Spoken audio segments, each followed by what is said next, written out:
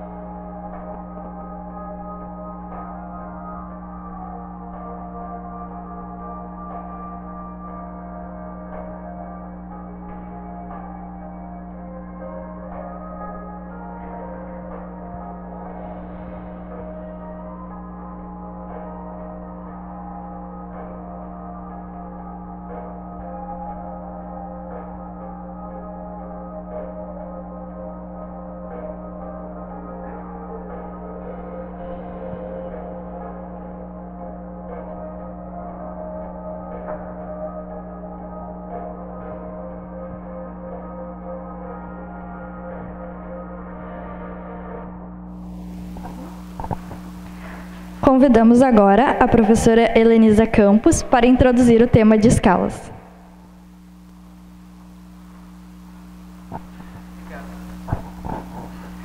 Bem, bom dia.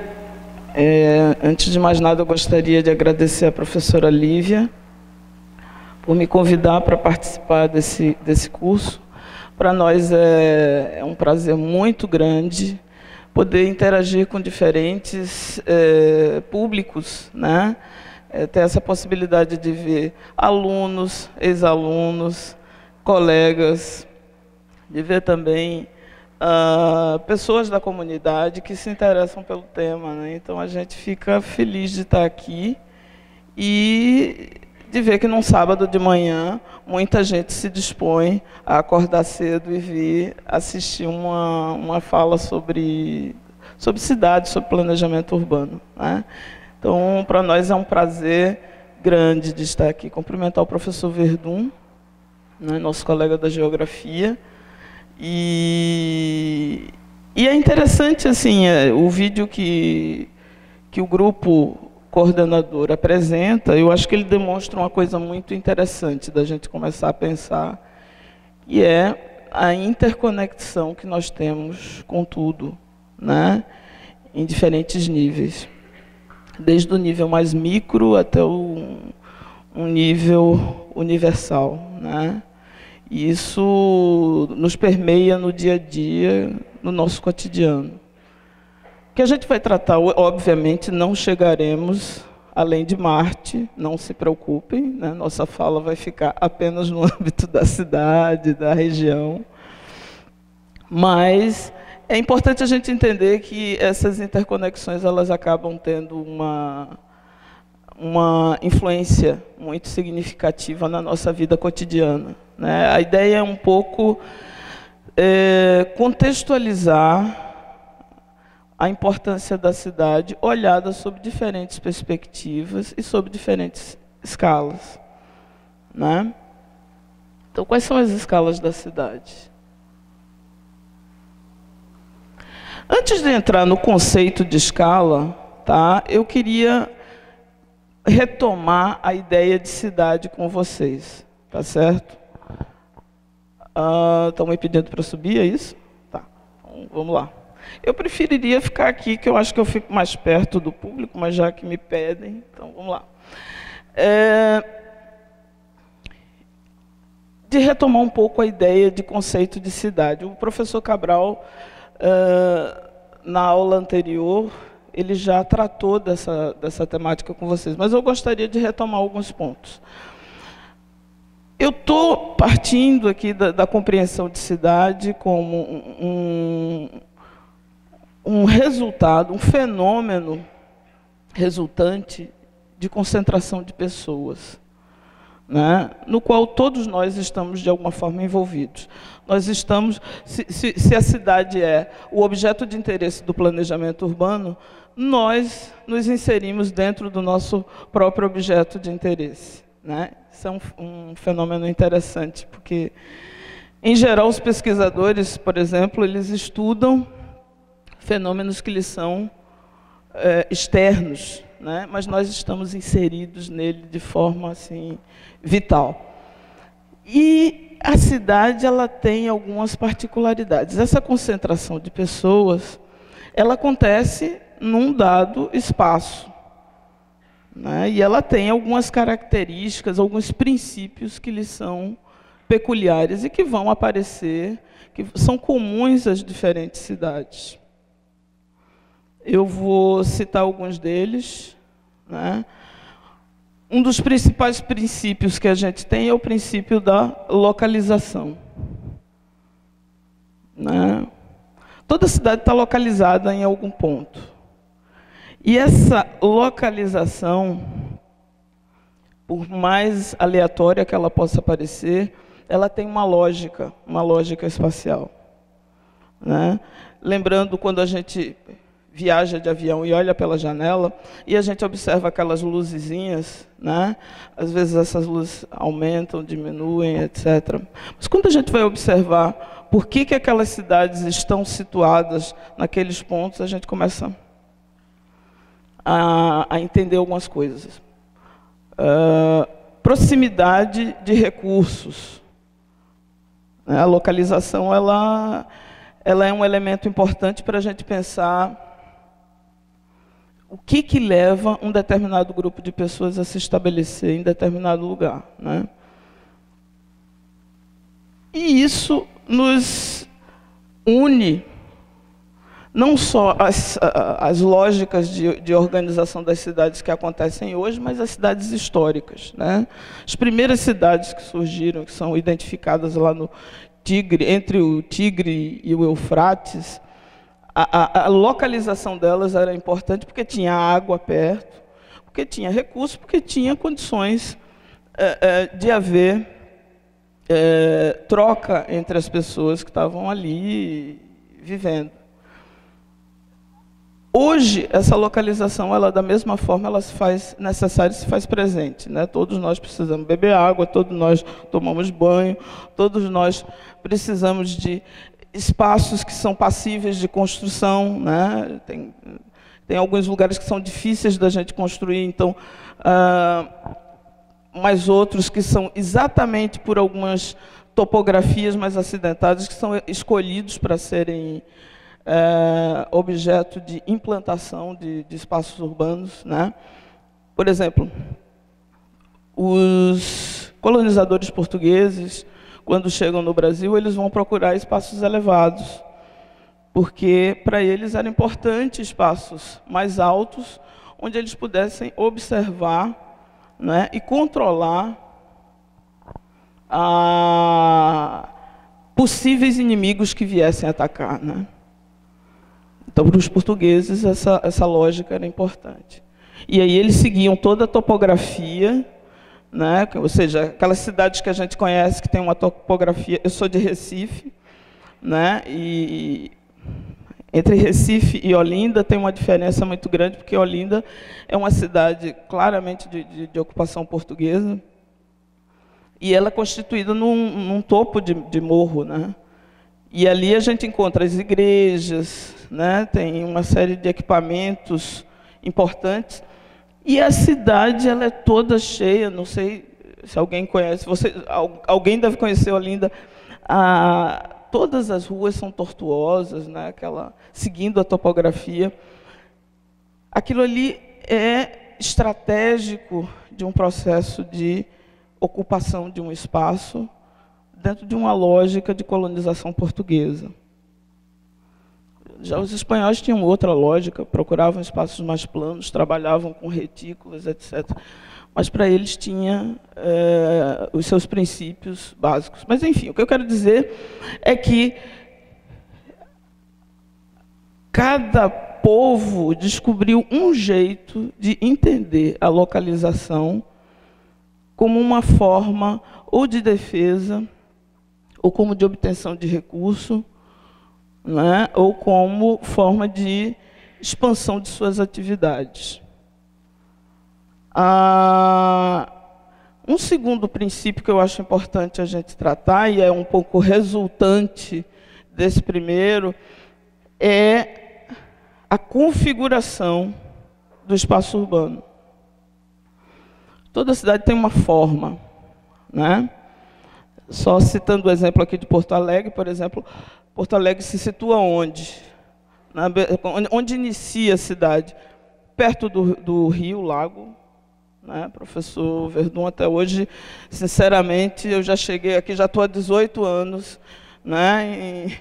E até hoje eu não sei se é rio ou lago, né? Mas, enfim, eu vou deixar essa dúvida para os geógrafos depois debaterem. Mas, enfim, à beira d'água, né? Para facilitar. Por quê? Porque a água é um espaço importante, não só de abastecimento, mas como de circuito. Os primeiros canais de circulação e de conexão com outras regiões, etc., se dava através dos espaços, dos cursos d'água, né? E ali estava posto o Guaíba, estrategicamente localizado, né? E é por isso, por exemplo, que Porto Alegre, em relação ao conjunto das bacias hidrográficas, Porto Alegre se destaca como um espaço importante que vai se ligar a diferentes regiões, né? E vai se destacar como um centro importante. E vai se configurar como uma malha que se expande, né, do lago, desde o lago para dentro, né, e vai se configurar ocupando alguns espaços importantes, etc.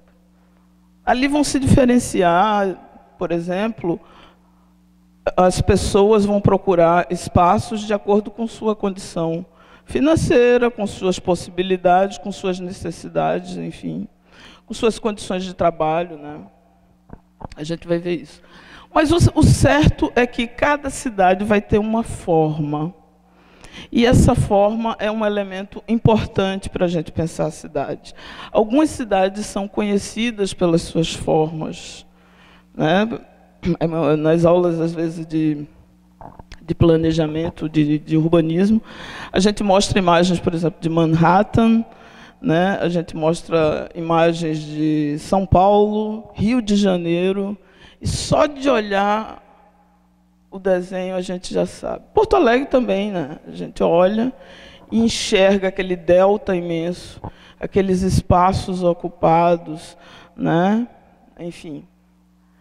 Então, a forma é um pouco também, além de outras coisas, a identidade do espaço urbano. É uma das maneiras da gente identificar essa identidade. E essa forma conta uma história. Ela também não é aleatória. Ela surge em função dos processos de transformação, né, que essa cidade vai desenvolvendo ao longo do tempo, né, e vai acumulando pessoas, espaços, atividades, vai acumulando uma série de outras coisas. Conflitos, né, pactuações, enfim, né, e ali a gente vai vendo a cidade se desenvolvendo. Uma outra coisa que também é importante, digamos assim, um outro princípio, um terceiro, né, antes da gente entrar na ideia de escala, é a necessidade de fazer conexões. O vídeo que o grupo apresenta, ele um pouco sinaliza isso, mas eu chamaria a atenção para que a gente pensasse o seguinte: não existe cidade sem haver uma conexão com outros espaços, né? O professor Milton Santos já colocava que tudo estava articulado em sistema, né? E dentro desse sistema haviam alguns territórios onde a gente identifica e caracteriza, identifica identidades, particularidades, né? E existem, inclusive, os lugares que são singulares, que têm valores muito peculiares, muito específicos. Então, veja que riqueza. Eu tenho uma capacidade de pensar a cidade e eu preciso entendê-la como um nó de uma rede imensa, né? Uma rede imensa que articula concentrações de pessoas no mundo inteiro, e cada nó ele tem uma característica peculiar. Ele não se reproduz, porque ele é feito por pessoas, e ele é feito por relações, né? Então, essas relações, elas estão postas. Então, quando a gente olha lá do avião e vê aquele espaço ocupado, e que a gente pensa que é tudo igualzinho, se a gente vai caindo de paraquedas ali dentro, a gente vai descobrindo as particularidades do lugar que lhe dão identidade, que lhe conferem um caráter especial, né? Por isso que pensar o planejamento urbano das cidades é importante, é significativo, e precisa muito das pessoas que vivem nesses espaços, porque as pessoas que vivem sabem das dinâmicas, dos problemas, dos conflitos, das potencialidades que esse espaço tem, né? Então, vejam bem, na medida em que a gente vai tratando desses princípios, a gente entende que o espaço, a materialidade é um elemento fundamental. E que essa materialidade ela pode ser entendida em diferentes escalas. O que é a ideia de escala? A escala ela vai ser modos diferentes de ver, então, a realidade, né? Considerando fenômenos que estão acontecendo, né? Segundo a minha possibilidade do olhar. Tá certo? São possibilidades de representação do real. Por exemplo, quando eu olho esse mapa do Brasil, essas manchinhas que não estão muito claras, na verdade elas são conexões onde a gente vai encontrar em algum ponto núcleos que são espaços urbanos que são muito importantes na rede que compõe a ocupação do espaço brasileiro. E esses espaços, conforme eu falei, eles estão todos articulados, né?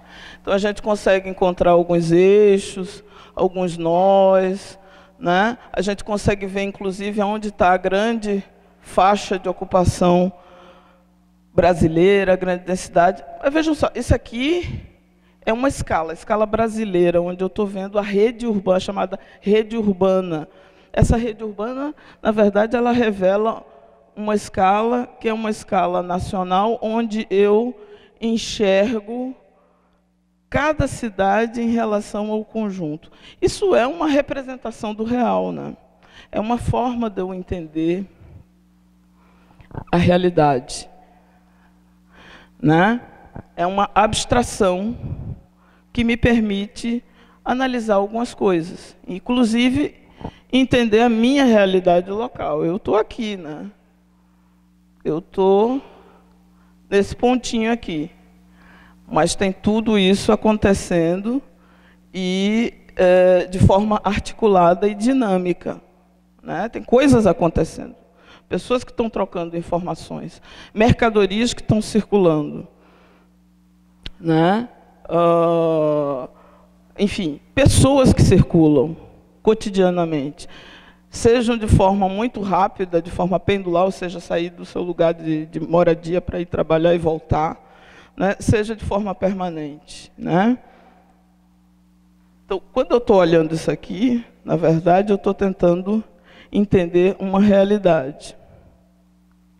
E essa realidade, nessa escala, me permite entender um fenômeno urbano no espaço brasileiro. Então, ela diz respeito a um tipo de abordagem, a uma possibilidade de abordagem. Quando eu passo para o Rio Grande do Sul, eu estou convencionando, né, limitar as relações, essas relações que estavam postas, tentando entender como é que as coisas acontecem no âmbito mais do Estado, das regiões, né? Então, eu consigo enxergar, por exemplo, os espaços, as distâncias entre as capitais, eu consigo hierarquizar, ver, por exemplo, que Porto Alegre é tanto capital como Florianópolis, mas tem outro tipo de tamanho, né? E esse tamanho lhe confere, no âmbito do Estado do Rio Grande do Sul, um papel importante em relação a outros elementos, né? A outras cidades que estão postas aqui. E a gente consegue ver, inclusive, chegando mais perto e com um pouco mais de atenção, cidades que são centros regionais, cidades menorzinhas que têm uma influência mais locais, né? A gente consegue entender, então, que as cidades, elas trocam entre si, elas dependem umas das outras. Quando a gente trabalha, por exemplo, no âmbito da região metropolitana, a gente vai olhar os 34 municípios que compõem essas cidades, essa região, né? E aí a gente vai enxergar, por exemplo, como é que se dão os fluxos, etc.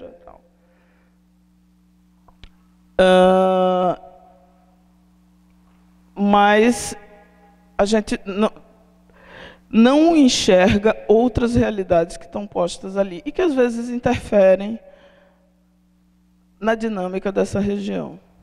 Da mesma forma, eu hoje não consigo pensar em Porto Alegre, mesmo que eu faça o planejamento só para Porto Alegre, eu não posso desconsiderar que Porto Alegre é um centro metropolitano importante e que recebe influência cotidiana dos fluxos, não é? E dos movimentos que se travam em razão dessa proximidade com outros municípios da região metropolitana.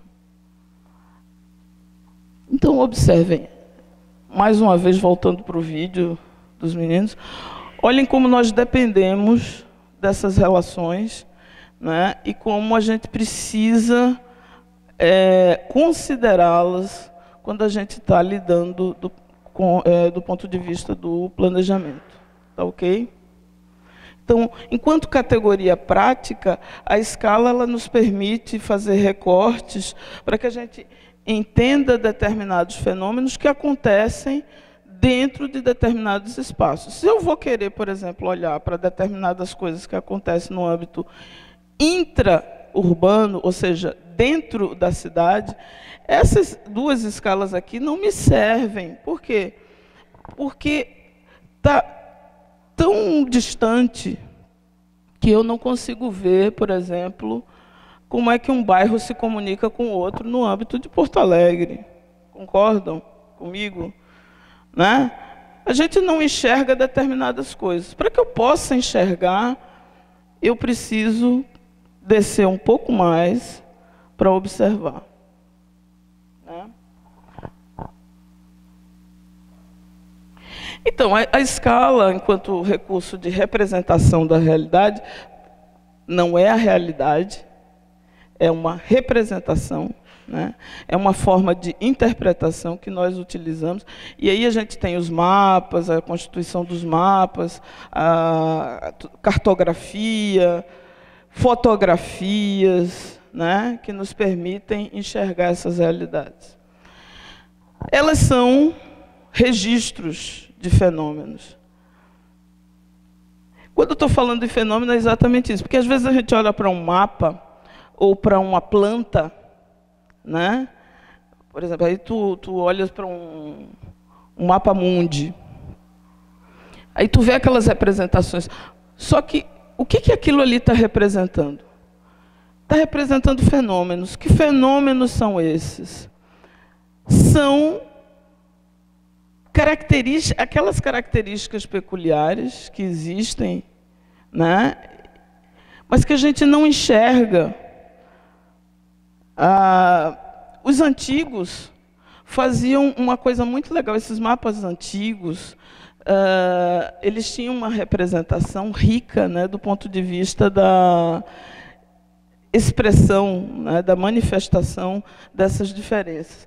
Eles faziam aqui tinham os índios, aqui tinham os barcos, significava que aqui era um espaço de navegação importante, né, de chegada. A vegetação indicava ou uma topografia acidentada ou uma vegetação específica que se conseguia enxergar. Então, os antigos tinham, na medida em que nós fomos melhorando nossa tecnologia de apreensão dessas realidades, a gente foi perdendo um pouco essa poesia, né, de manifestar nos mapas as diferenças dos espaços, né? Então, aí a gente tinha aqui algumas coisas que eram interessantes. Tem uns mapas até que mostram os caras degolados, dizendo, aí ali tem um canibal, o cara com a perna pendurada né, na mochila, enfim. São formas de registro de fenômenos, né? E esses registros nos permitem ler, interpretar, né, e fazer nossas análises sobre o que o espaço urbano nos oferece, né? Eles são representações datadas. O que eu quero dizer com isso? Eles têm, por exemplo, esse tipo de representação, não é porque esse mapa é histórico, mas se a gente pega um mapa urbano de Porto Alegre de 1970, a maneira como a gente vai ter a configuração da cidade ali representada é de 1970. Tá certo? Com as características, a forma de ocupação, o parcelamento do espaço, que estava acontecendo nos anos 70. E não só diz respeito ao que estava acontecendo, mas a maneira como eu conseguia absorver o que estava acontecendo tecnologicamente. Eu, enquanto desenhista, cartógrafo, planejador, né? Então, determinadas coisas que se representavam nos anos 70, hoje a gente consegue, talvez com mais detalhes, porque a tecnologia nos permite entrar com mais detalhes, mas determinados aspectos que eram observados também em determinadas épocas vão ser registrados de uma forma muito específica daquele momento, tá?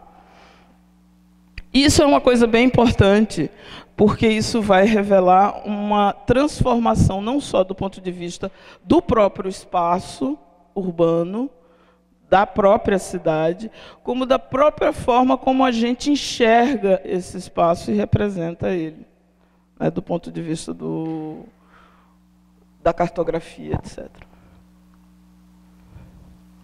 Agora, tem uma coisa importante aqui, que a gente não considera, é que se a informação não está mapeada, não significa que ela não interfira na realidade, ou que ela não esteja presente. Em algumas circunstâncias, às vezes até por falta de dados, ou por uma falta de verificação específica, algumas coisas não são mapeadas. Mas aquilo que não está no mapa não significa que não seja real e que não exista, né?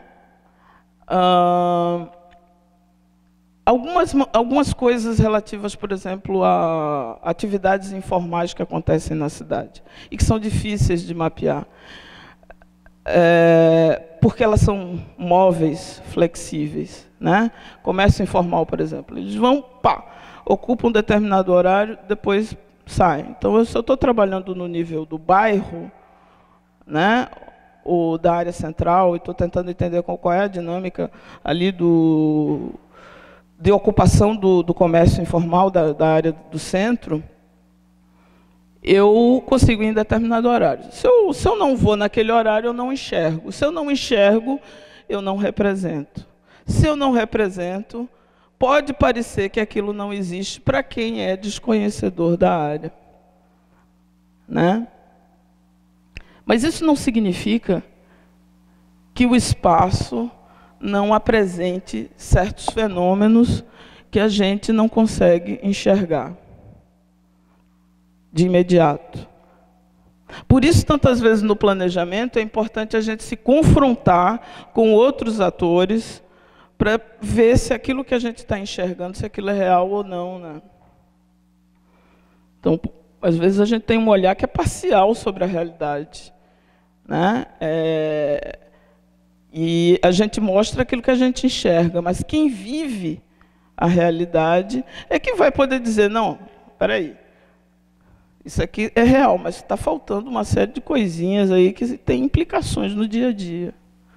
Então, a presença de uma comunidade, de representações dessa comunidade num momento de discussão, de planejamento, é muito significativo para que a gente possa entender outros níveis de complexidade que estão naquela escala que eu estou abordando, né?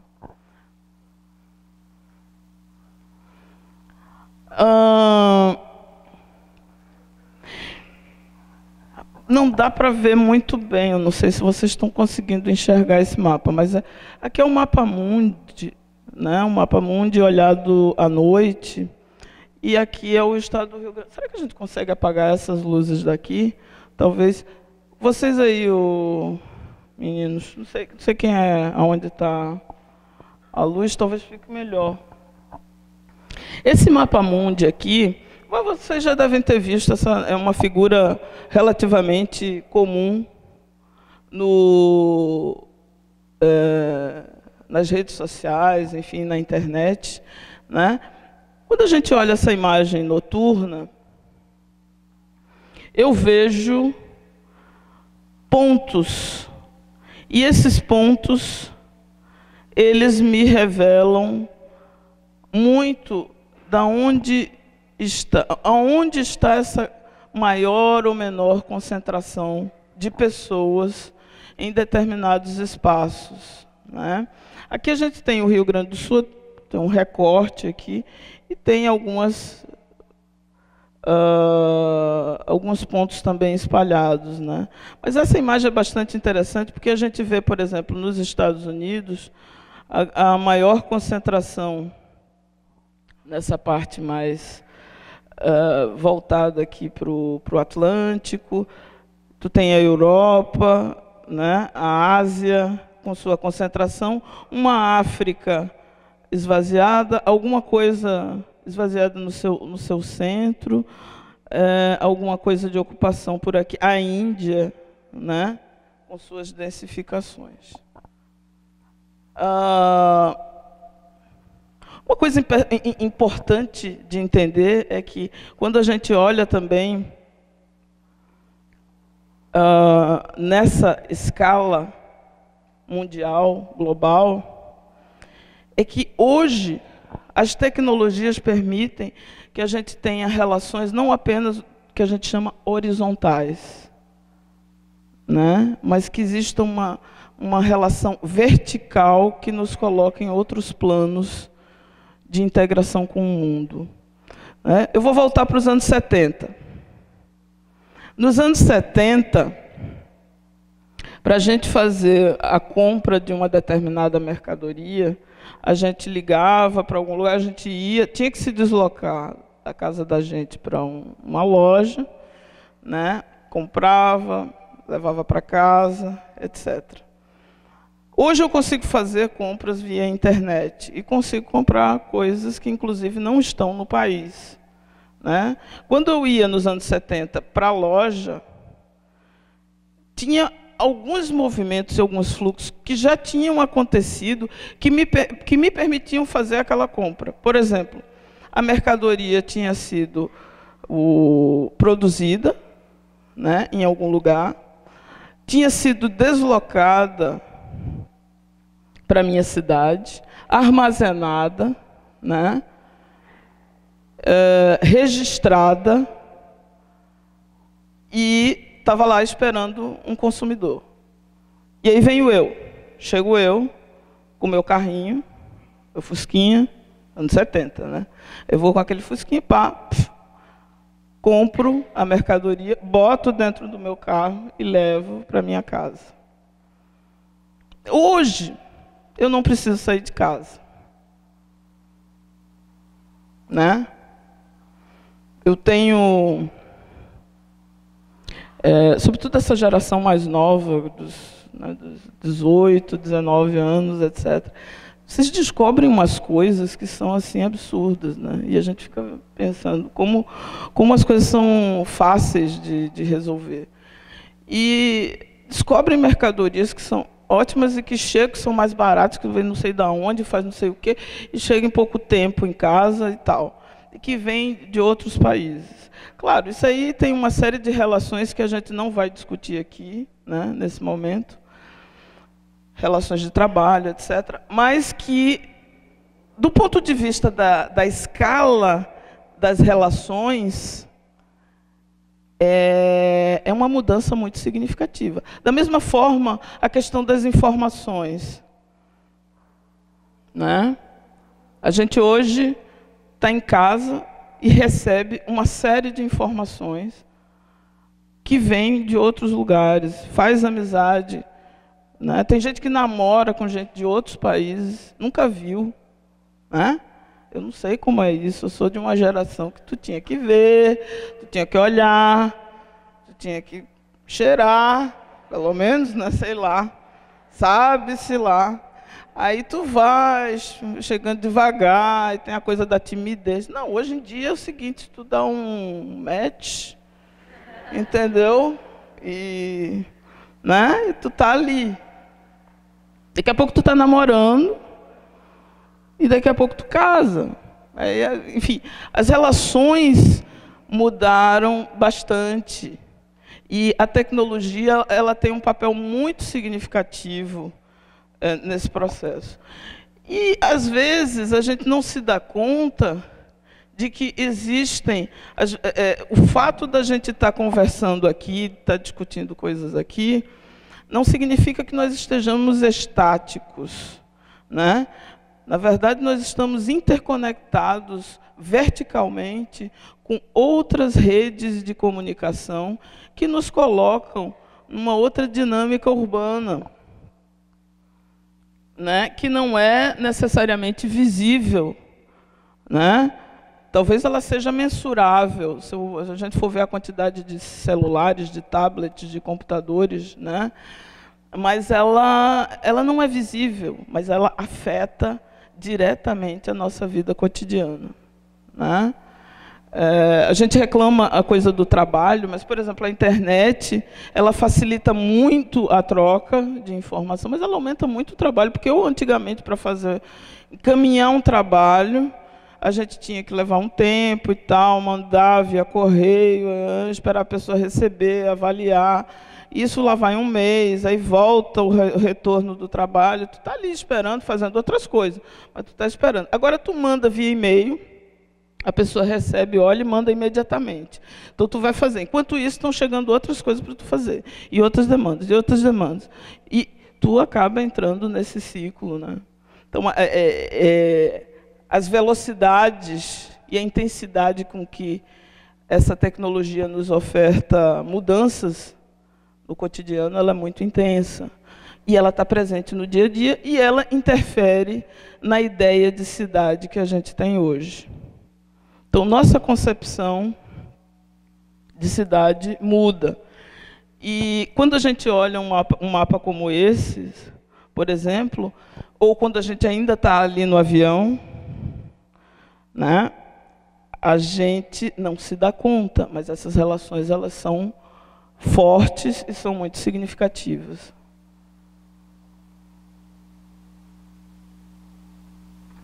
Então, chegando um pouco mais, né, tentando nos aproximar de uma escala que nos seja mais imediata, né, então a gente pode começar a fazer alguns recortes estratégicos para tentar entender os impactos dessas escalas na cidade onde a gente mora, né?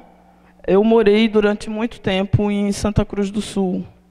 Tenho colegas aqui que são de lá, inclusive estão fazendo esse curso também. Santa Cruz do Sul tem uma produção de fumo muito significativa, com empresas estrangeiras e tal, né? Essa realidade, ela explicita um pouco essas relações internacionais, né, de empresas internacionais que interferem, por exemplo, em realidades locais. Então, mesmo que não seja região metropolitana, hoje a gente tem uma condição tecnológica, né, globalizada e financeirizada, que permite, por exemplo, que empresas de outros lugares do mundo interfiram na maneira como a gente se organiza. Então, por exemplo, Santa Cruz tem uma alta produção de fumo na sua zona rural e as sedes, né, das empresas fumageiras que estão localizadas na cidade. Essa realidade, ela se mostra muito presente, ou seja, ela não seria assim se não houvesse uma articulação, por exemplo, com o capital internacional das empresas privadas, né? Então, para entender Santa Cruz, eu preciso entender como é que funciona essa rede do fumo, que acontece de forma semelhante na Malásia, né? Em decorrência da mesma ação das empresas fumageiras. Então, para eu entender aquela realidade, eu preciso um pouco entender como é que essas coisas funcionam. Numa região metropolitana, é bem importante a gente enxergar, né, que esse espaço, por exemplo, a região metropolitana de Porto Alegre tem 34 municípios, conforme eu já falei. No entanto, ela inicia com 14 municípios, isso na década de 70. A região de Porto Alegre ela foi criada num contexto de institucionalização das regiões brasileiras, né, nos anos 70, e ela estava na primeira leva das 8 regiões, depois se agrega mais a região do Rio de Janeiro, né. Então, ela inicia com 14 municípios que estão concentrados nesse eixo. E olha como a importância histórica ela é significativa. Naquele momento, a gente ainda não tinha uma densificação tão intensa, na década de 70. Né? Mas a gente já tinha alguns indícios e um processo de industrialização que estava começando a gerar impactos bem significativos do ponto de vista do espaço da região. Então, a gente começa a ver uma espacialização. Essa mancha vermelha aqui é o que a gente chama de mancha urbana atual, né? É onde tem, digamos assim, a maior concentração de pessoas. E se a gente coloca um mapa viário aqui, a gente vai começar a ver que essas cidades, elas estão localizadas ao longo da BR-116, que é uma BR importante. Aí vem a história da localização que eu falei antes. Olha como ela aparece aqui. Né? O Guaibão, né? Nosso querido Lago Rio. E aqui a gente tem o eixo da BR-116. Não dá para ver tanto, mas aqui em Gravataí a gente tem também um outro eixo que começa... Esse mapa é de 2010, tá, gente? Então, considerando 8 anos à frente, essa mancha urbana ela está bem mais desenvolvida. Então, a gente tem uma mancha que se expande e que vai numa outra direção aqui, agora, que é Gravataí, Cachoeirinha, etc. Né? E a gente começa a ver como essa infraestrutura ela é importante do ponto de vista de estabelecer condições e recursos para que as pessoas se desloquem. Então, por isso que essas áreas elas se tornam pontos de concentração muito grande de pessoas, né? Porque são os eixos viários, são elementos tão importantes como os recursos que a gente falou, os recursos naturais. Em primeiro lugar, os recursos naturais.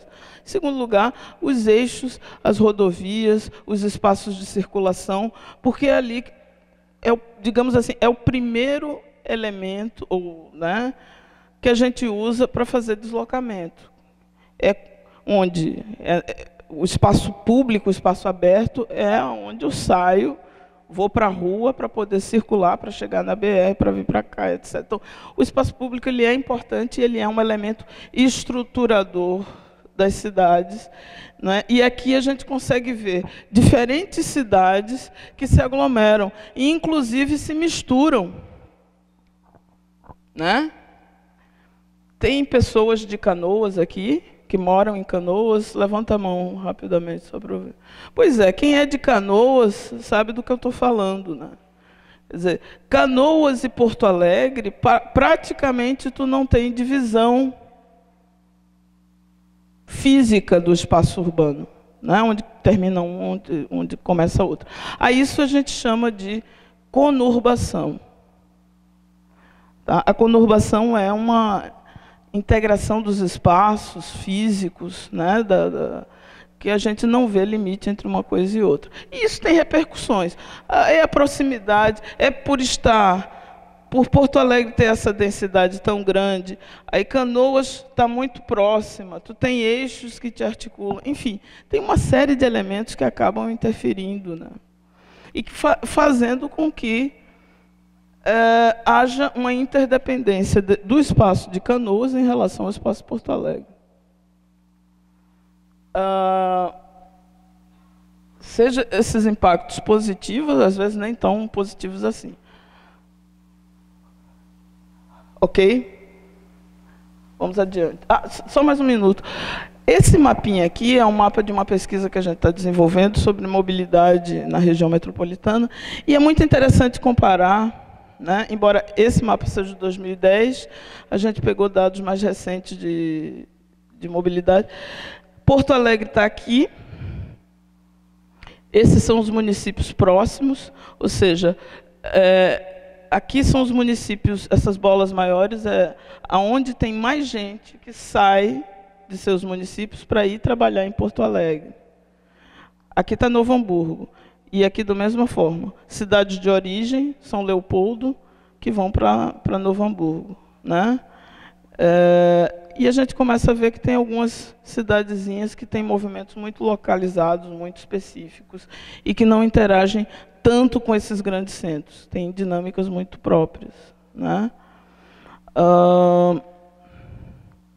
Porto Alegre exerce uma forte... Mas a gente vê que há uma dualidade aqui, né? Novo Hamburgo também partilha, né, essa importância, embora de maneira bastante secundária, mas ainda assim partilha de uma forte centralidade dentro da região metropolitana, né, na qual ela está inserida.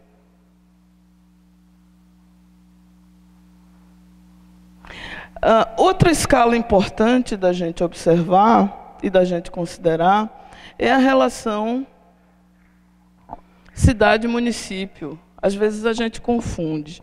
A gente, no Brasil, por exemplo,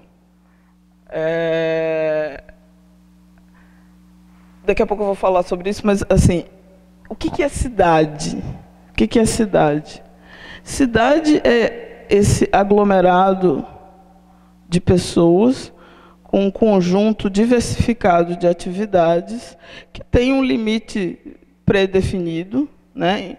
No Brasil, a gente tem o perímetro urbano, tá certo? O perímetro urbano é o limite da cidade em relação ao resto do município. O município configura um espaço maior. Eu não consegui nenhuma imagem que mostrasse o limite municipal mais claro, mas, enfim, façam um exercício mental de imaginação. Quer dizer, o município ele extrapola a área urbana, a área da cidade. Tá? Ele é um limite político-administrativo, tá certo? Considerando não apenas as áreas urbanas, que ali estão inseridas, como, por exemplo, as sedes, os distritos, né? Tem alguns municípios que a gente tem sedes, distritos urbanos, etc.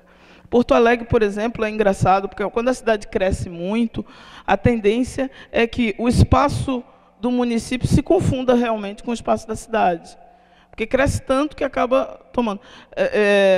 Uma cidade interessante de ver, Lajeado, por exemplo, é uma cidade que foi se emancipando, né? Os distritos foram se emancipando.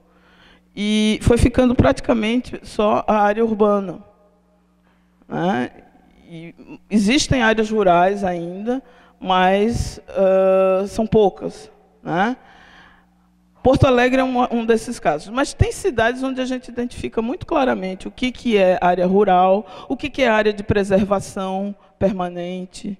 Né? Por exemplo, topos de morro. Tem áreas que não dá para construir, áreas não edificantes. Né? Margens de rio. Tem lei que define o que dá para... Até onde a gente consegue chegar perto do rio, até onde não. Isso nem sempre é respeitado. Mas, enfim, aqui a gente está falando do que acontece. Do que acontece na lei. Mas há uma diferença entre cidade e município. Uma diferença conceitual que é bem importante. Né? E que a gente precisa levar em conta na hora que a gente está conversando.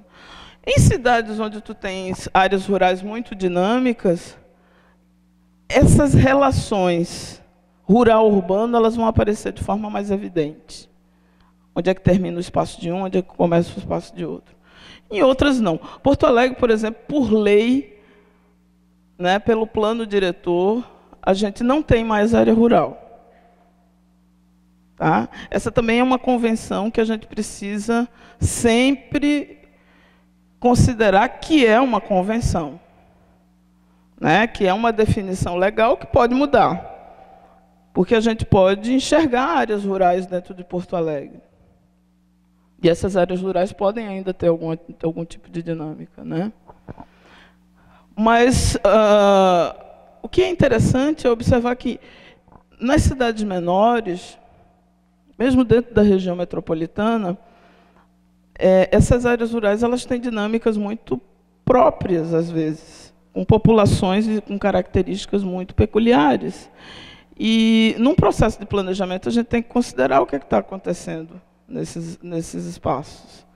A gente não pode olhar só para a cidade, porque existem pessoas com práticas e com demandas que são próprias das áreas rurais.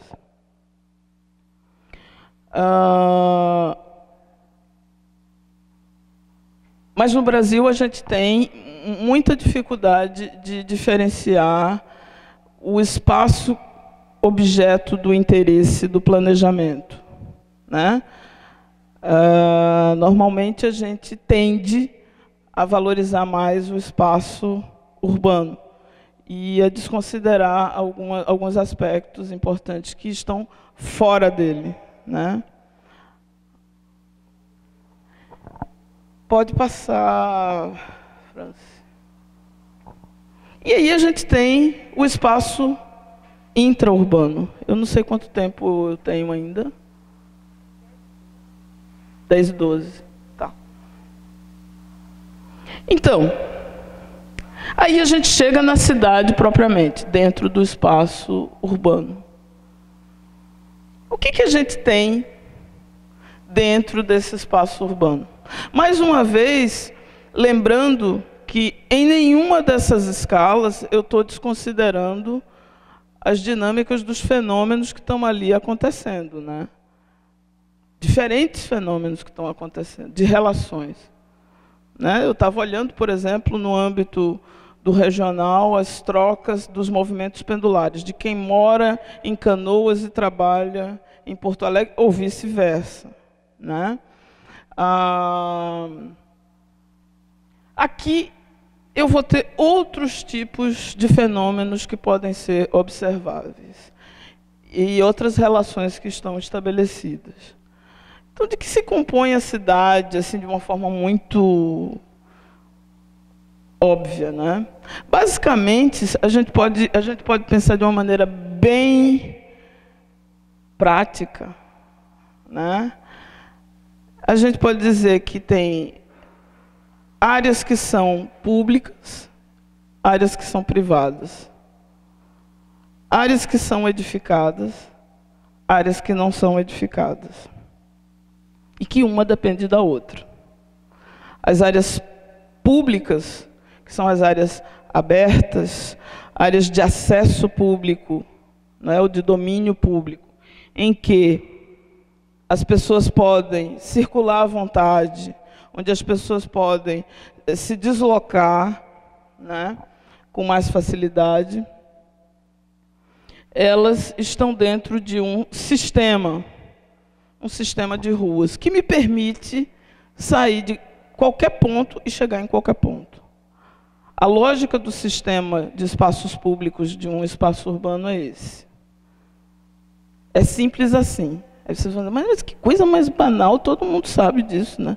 Mas isso é tão importante, porque nem sempre essas coisas são mantidas dessa forma, e às vezes interferem de maneira crucial para a gente ter boas relações dentro do espaço urbano.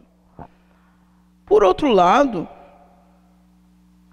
ou seja, esse sistema de ruas aqui, então, ele é um espaço aberto, público, de circulação e integração do conjunto da cidade. Sistema que estrutura a trama viária e viabiliza os deslocamentos e dá suporte à infraestrutura urbana. O que eu quero dizer com isso? O sistema de vias, ele é utilizado, por exemplo, no subterrâneo ou de forma aérea para estabelecer a infraestrutura. É ali que a gente tem, por exemplo, a energia elétrica lançada, né? Saneamento, abastecimento d'água, esgotamento sanitário, drenagem urbana, São coisas que a gente, às vezes, não enxerga, mas que estão acontecendo e se utilizam do espaço público como locus para o seu funcionamento. Então, o sistema de ruas tem uma função de suporte à infraestrutura, de suporte à circulação das pessoas e de estruturação da própria cidade. O sistema de ruas e vias não é homogêneo. Sempre tem uma que tem uma importância maior do que a outra do ponto de vista de agregar maior fluxo de movimento. Por exemplo, olhando aqui para Porto Alegre, né? A Mauá, tu chega pela BR-116, que já tem um fluxo imenso. É uma BR, é uma via que tem um impacto metropolitano. Né? Vem de lá, de Novo Hamburgo. E não só a BR, mas paralelo à BR a gente ainda tem o Transurb, né? Então lá vem, estão vindo de lá, chegam aqui. Dentro da cidade a gente vai ter a Mauá, né, que captura uma parte desse fluxo que vem da BR, e tem uma outra parte que sobe ali pelo viaduto, pelo túnel, né, da Conceição, para onde as pessoas entram na cidade, praticamente, né? Então ali é um espaço, digamos, de chegada e de recepção, né, de quem está vindo para Porto Alegre. Então vejam que quando a gente entra e pega, por exemplo, Osvaldo, onde a gente tem os grandes corredores, Protásio, né? Que outra? A João Pessoa, enfim, todos esses grandes eixos, eles são estruturadores mais locais, porque eles levam esse fluxo para dentro de bairros, né? E dentro dos bairros eu vou ter ruas menos movimentadas, que são vias mais locais, de acesso mais residencial, etc. O que eu entendo? Eu entendo que essas vias, todas elas são necessárias, mas elas têm papéis diferentes dentro da cidade. Tem uma hierarquia diferenciada, né? E exercem funções muito específicas. Por isso que ela estrutura a trama viária urbana, né? E aí é pelo sistema de ruas que a gente reconhece muitas vezes o desenho. É muito interessante fazer esse exercício em disciplina de evolução urbana no curso de arquitetura, né? Aí a gente olha para um determinado... Veneza, tu olha para Veneza, tu reconhece Veneza não só pelos rios, mas às vezes por algum... Né? Tu reconhece Paris, né? Pela maneira como ela está desenhada, assim como tu vai reconhecer também outras cidades. Então, o sistema de ruas é fundamental. Quando a gente tem, às vezes, um bloqueio desse sistema de ruas, a gente impacta no sistema de fluxos. E isso tem efeitos, né, na cidade. A forma edificada, então, ela é importante, porque ela vai, a partir do lote, que é a unidade mínima da porção não coletiva do espaço urbano. Ou seja, é aquela porção onde o indivíduo tem sua propriedade, né? O indivíduo digamos assim, tem a posse e o direito sobre aquele espaço. Quando eu falo indivíduo, pode ser jurídico, pode ser privado, enfim, mas é a possibilidade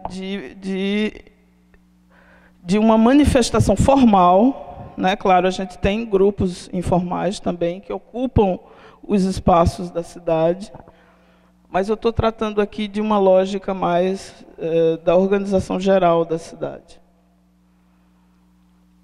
Conjunto de lotes delimitados por um sistema específico de vias, eu vou ter um quarteirão, né? E que passa a ser a base da organização territorial da cidade.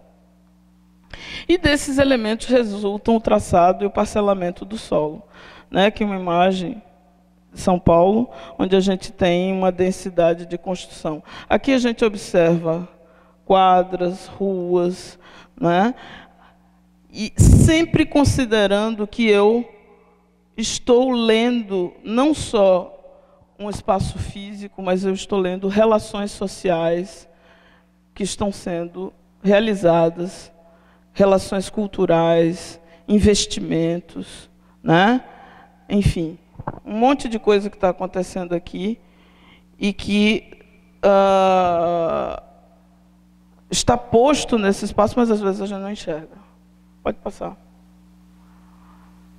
E esses fenômenos eles vão se manifestar e vão se integrar dentro das ruas. A gente chega na escala da rua, que é a escala do encontro, a escala do cotidiano, do lugar, do específico, aonde eu vou trocar com aquele que é igual a mim, aquele que é diferente de mim, aquele com quem eu posso interagir de alguma forma. Rua, público, privado, espaços privados, né? Um depende do outro.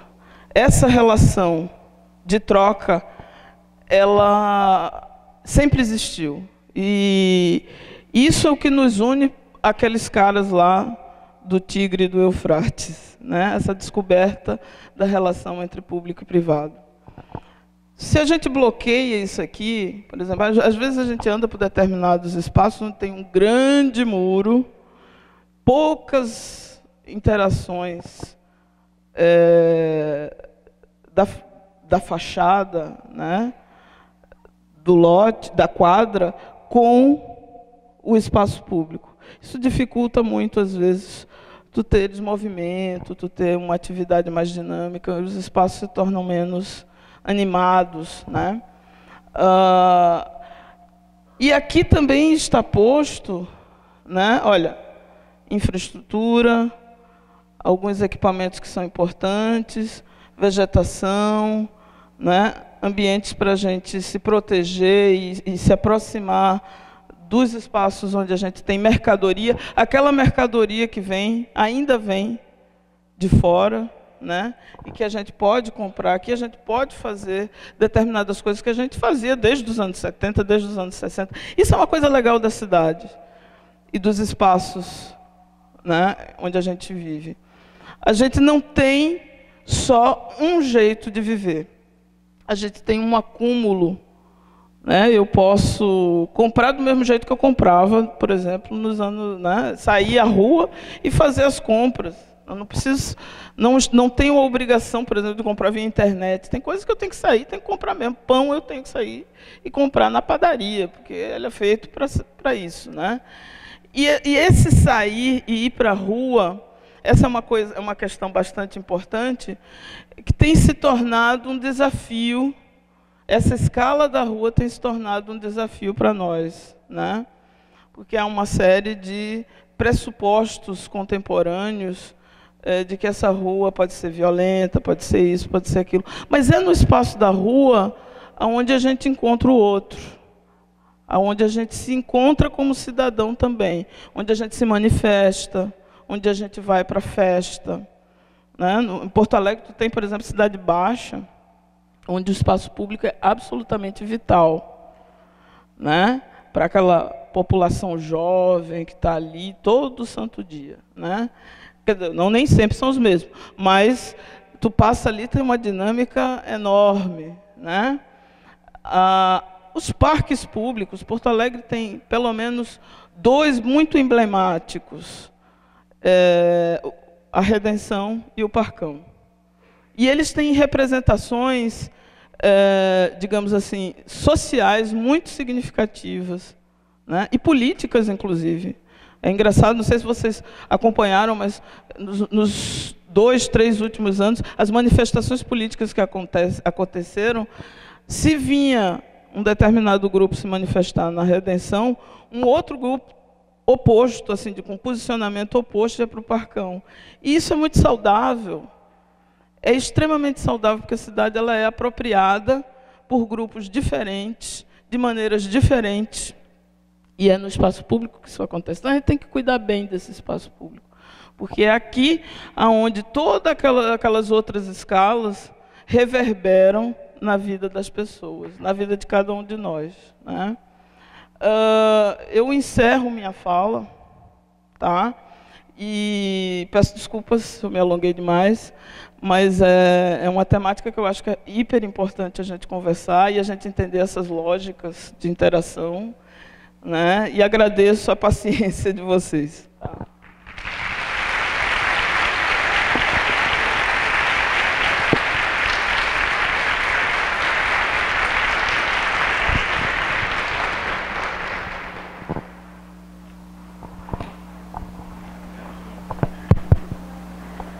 Pessoal, a gente vai ter um intervalinho agora de em torno de meia hora, aí volta daqui a 30 minutos com a fala do professor Verdun. Obrigado.